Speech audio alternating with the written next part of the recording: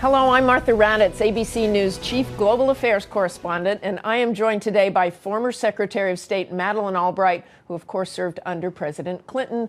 Welcome, Secretary Albright, and thank you for joining us this morning. Because we believe all politics is social, this week we are going to ask Secretary Albright some of your questions from Facebook this morning. The first question comes from Nancy Holzheimer Kovacic, saying, "You were a dedicated hard worker, Ms. Albright. How did you take care of yourself, and how did you avoid stress-related illnesses and conditions?" And frankly, I'd like to know this too. Well, I loved what I did. I did sleep when I could on command. I didn't exercise enough. Being Secretary of State was a very fattening job because I was eating for my country. But I really enjoyed what I did, and I think that makes a big difference. Michelle Mazzoli, are you and Mrs. Clinton friends? Did you offer her any input during her time as our Secretary of State? Yes, we're very good friends, and I always say I never would have been Secretary of State without her.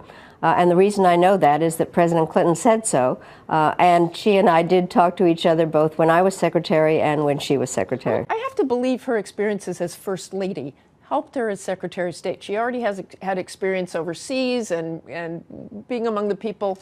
Absolutely. And the thing that she did, I mean, when she was First Lady and I was Secretary, we did a lot of tag team stuff together, traveling abroad. She was one of America's great ambassadors. So all her skills were put to work. I thought she was a fantastic Secretary of State. Think she'll run for president?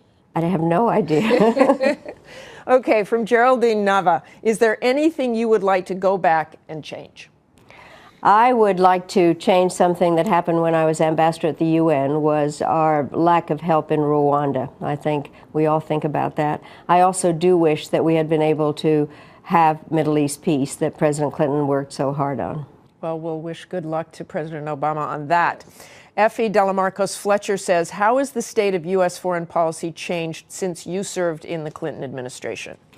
I think that in many ways it's gotten much harder because we have this evolution of what we call non-state actors, various obviously terrorist groups that roam around, and that it's very hard to figure out what tools to use against them, and lack of faith, frankly, in the various international institutions that exist. So it's uncharted waters in many ways.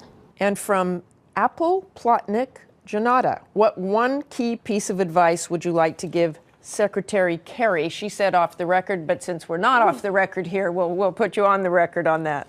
Well, to understand what it is to represent the United States, that it's the greatest honor to be able to sit behind a sign that says United States and be able to use the goodness of American power to make a difference. Okay, now the lightning round.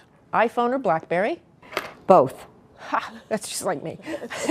Favorite movie of the year? Lincoln. Aha, second place, what?